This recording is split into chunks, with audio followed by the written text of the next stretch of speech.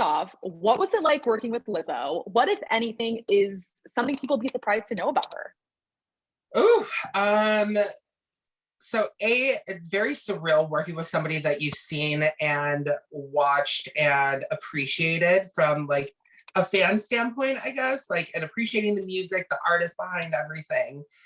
And it's so surreal to see how powerful she is and like her work ethic. I think that one thing that people would be surprised about is what you see is really what you get. Like there's no fakeness. It's 100% raw and unfiltered. And we live in a society that it's all about the edit. It's all about, deleting a post and changing things or putting a filter on something. And with her, it's just her. And that's something that I really didn't realize that was just so raw and so beautiful.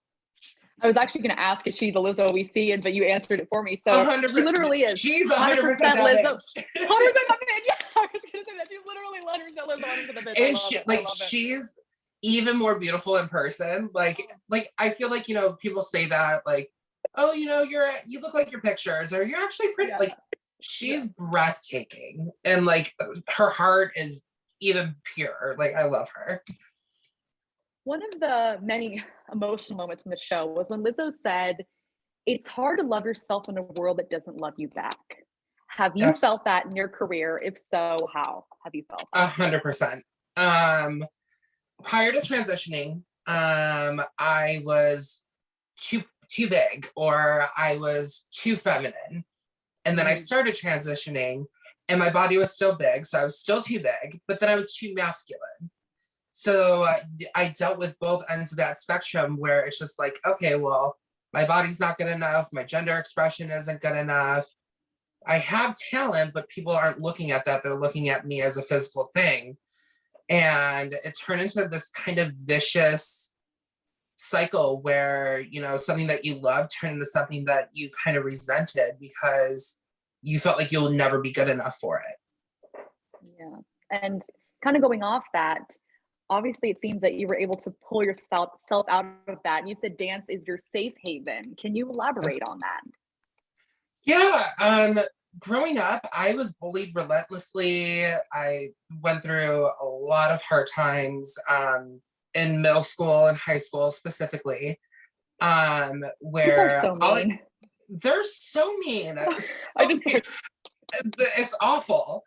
And not necessarily understanding myself fully then and trying to figure that out and navigate life.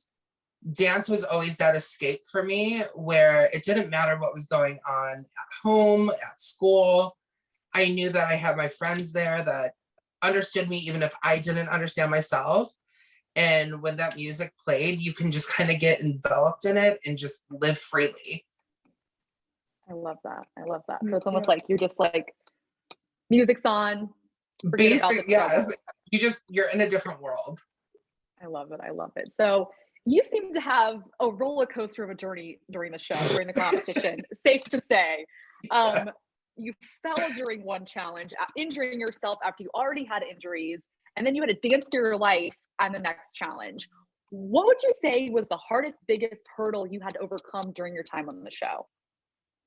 My biggest hurdle was myself and trying to get out of my head, because there's always that negative voice that's in the back of your mind that's telling you you're not good enough, that you don't deserve something, or whatever the case is. And it didn't matter what choreographers said. It didn't matter what the girl said. It didn't matter what Lizzo said. Like, I didn't believe it until I kind of had like this like aha moment, and I realized, like, looking back, that there was a lot of the experience that I held myself back from, for simply just not being as present for myself as I should have been.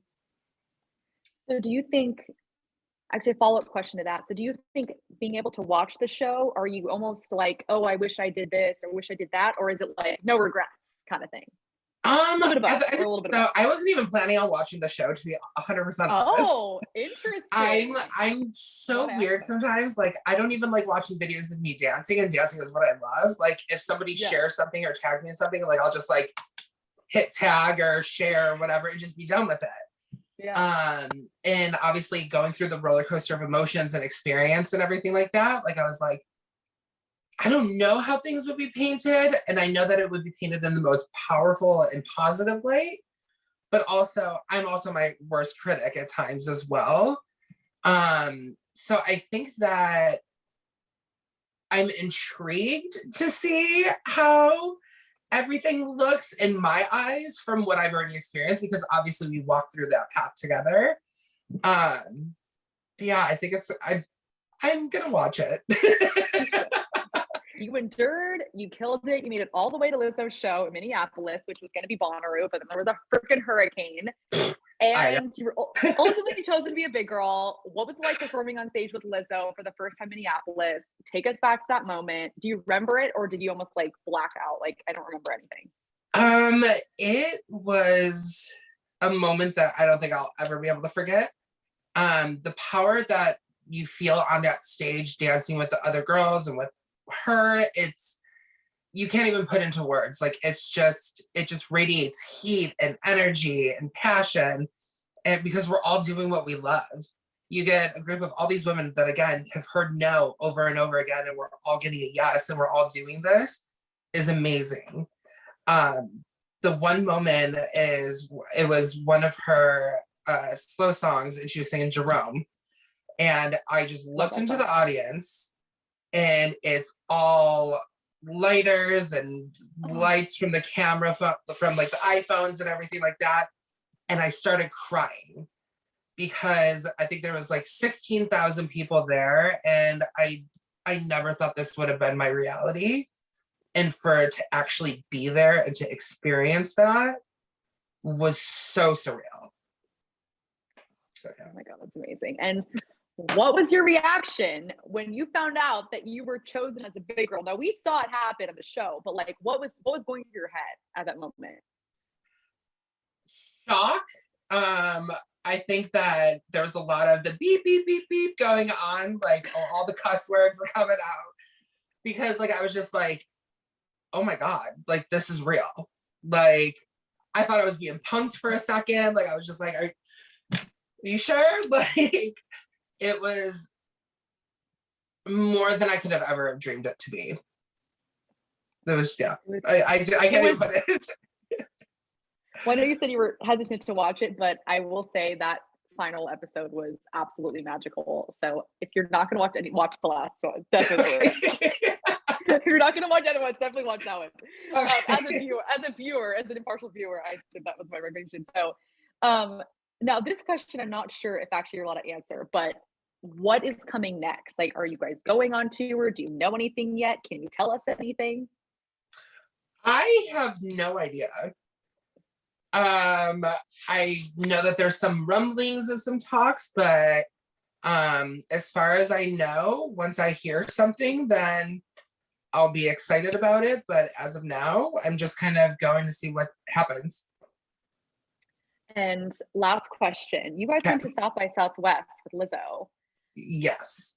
What was that like? You know, Lizzo had a powerful speech and keynote, you know, ripping Texas anti-trans legislation and their abortion ban, just went for it. How does it feel to be a dancer for an artist who's an advocate and ally for the LGBTQ community, as well as for women of all shapes and sizes? What does that mean to you?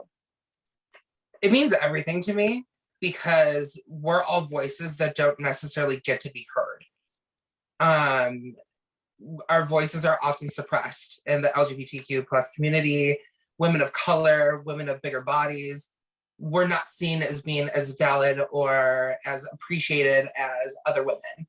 And to be able to dance and work side by side with an artist that appreciates, and not only appreciates, but advocates and speaks up and speaks out for what she doesn't agree with, is something that I don't ever think that I would get used to, because you don't necessarily expect everyone to just kind of rally behind you, but somebody like her to rally behind who you are and what you stand for and what she stands for.